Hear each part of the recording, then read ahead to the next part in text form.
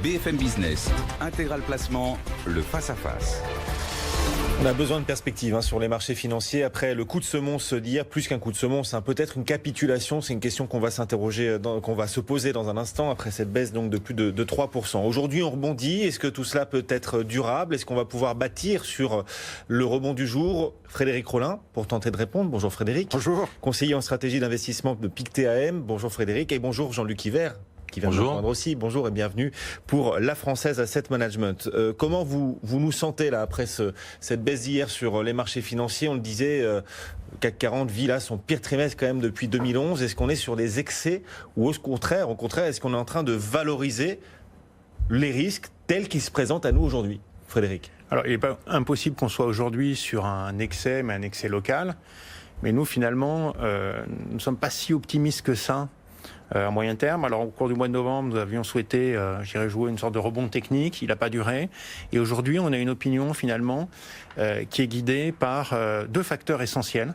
Le fait qu'on a une économie qui est en train de ralentir, une économie mondiale qui est en train de ralentir, et le fait aussi qu'on a une inflation dans les pays développés qui est en train de remonter.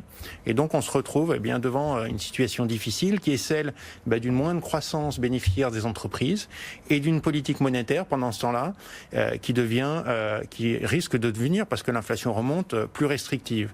Et donc c'est la raison pour laquelle certaines nouvelles qui auparavant étaient absorbées par le marché d'une façon très aisée, puisqu'on se disait après tout, la croissance est là, elle remonte, et puis les banques centrales sont plutôt sympathiques, les nouvelles ont tendance peut-être à un petit peu prises de façon exagérée.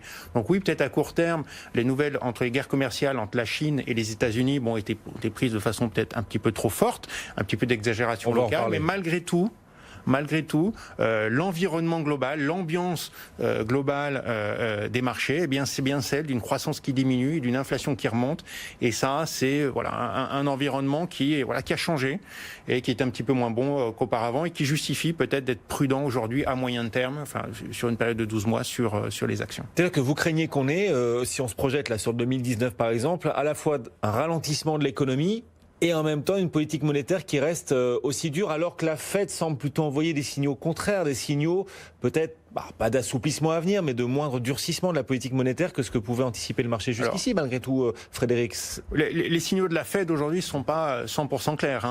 La Fed reconnaît quand même qu'on a un emploi aux États-Unis qui est très fort. Elle voit qu'il y a une croissance salariale importante, et donc elle craint quand même que l'inflation ne remonte. Alors, même si on aura probablement un ralentissement, on a déjà les signes de ralentissement aux États-Unis, il est assez probable que la Fed continue de monter ses taux, alors moins peut-être qu'il est prévu, et continue. Et en tout cas, il est assez peu probable qu'elle les baisse. Même si elle les monte moins, les marchés se retrouveront pris en ciseaux, même si elle les monte moins. Oui, parce que déjà, le marché pense qu'elle les montera moins. Aujourd'hui, en termes de hausse des taux, la Fed, il y en a assez peu qui sont pricés. Et pourtant, on va continuer d'avoir une pression inflationniste qui sera là. Alors, il y a des facteurs modérateurs, la baisse des prix du pétrole, etc. Mais néanmoins, c'est pas demain que la Fed va assouplir sa politique monétaire. Elle va peut-être moins la resserrer, mais probablement pas l'assouplir. Et donc on se retrouve quand même avec la Fed, la principale banque centrale au monde, resserrer sa politique monétaire. Et ça, c'est une pression sur les valorisations. N'oublions pas quand même que les valorisations aujourd'hui, alors c'est pas le cas pour d'autres marchés, l'Europe, la Chine, etc. Mais le grand marché mondial qui est le marché d'actions américaines est aujourd'hui tout à fait correctement valorisé. Après cette baisse-là, on ne peut pas dire, quand on regarde les multiples historiques, que c'est un marché qui est pas cher. On est sur des niveaux de valorisation moyens. Et c'est vrai que, assez souvent, quand on est en période de restriction monétaire, on a plutôt des niveaux de valorisation qui sont en dessous de la moyenne. Donc, il y aura... Alors, c'est pas... Je préconise pas la catastrophe, mais malgré tout, une pression, parce que, en plus, on a, sur le marché américain, je ne vais pas prendre la parole trop longtemps, mais des anticipations de croissance bénéficiaire qui sont encore assez fortes, qui sont basées sur des marges qui continueraient de croître, alors même qu'on a une pression à la hausse des salaires et des taux qui remontent. Tout ça, Donc nous, c'est plutôt du côté des actions américaines. Et vous dites que la baisse, vous dites que la baisse récente des marchés ne valorise pas encore ce risque-là. Alors sur les actions américaines, non. D'accord. Sur d'autres marchés, il y a Donc les actions globales et le principal marché, on est plutôt prudent, mais il y a d'autres marchés qui restent intéressants, parce que là, pour le coup, il y a des valorisations qui sont beaucoup plus intéressantes. On va parler dans un instant, bien sûr, des risques sur la guerre commerciale, avec l'arrestation aussi d'un des patrons de Huawei au Canada, ce rapport de force, évidemment, qui a servi d'étincelle hier à cette forte baisse sur les principaux indices mondiaux. Mais Jean-Luc, le principal risque fondamental là, sur l'économie, c'est qu'on ait une inflation qui accélère, mais une croissance qui, elle, ralentisse, et des marchés pris en ciseaux avec une politique monétaire qui, même si elle devenait moins dure que ce qu'avaient anticipé les marchés, continuerait cette politique monétaire de se restreindre, en tout cas de la part de la Fed. Aujourd'hui, l'inflation, il y a clairement des points positifs sur l'inflation, et on peut difficilement imaginer qu'avec la baisse du pétrole qu'on vient d'avoir, si jamais on pense vraiment que l'économie va ralentir, que les banques centrales se retrouvent coincées par l'inflation, alors même que l'inflation, on essaye de la soutenir depuis plusieurs années. Si plusieurs facteurs venaient peser dessus, normalement, elle serait assez sous contrôle. Et d'ailleurs, effectivement, aujourd'hui, les marchés ont totalement repricé l'action de la Fed. On pensait qu'ils allaient agir au moins 2 fois l'année prochaine. Aujourd'hui, il y a quasiment 0. Et ça, on l'a fait en 1 mois. Ça explique aussi l'ambiance actuelle. C'est assez rare que les marchés changent de scénario macroéconomique de façon aussi importante en si peu de temps. Et ça crée énormément de volatilité. Et évidemment, aujourd'hui, les opérateurs de marché sont un peu perdus. Et aujourd'hui, nous, quand on regarde les banques centrales, on considère qu'il y a des bonnes nouvelles dans ce qu'elles disent. Aujourd'hui, une hausse des taux de la Fed, c'est quand même, pour les actifs à risque, le pire des scénarios. Et aujourd'hui, qu'est-ce que nous dit le marché? Que la Fed, finalement, pourrait ne plus rien toucher. Et quand on regarde les banques centrales, canadiennes, australiennes, partout dans le monde, les banques centrales sont, depuis très peu de temps, beaucoup plus laxistes et beaucoup plus prudentes.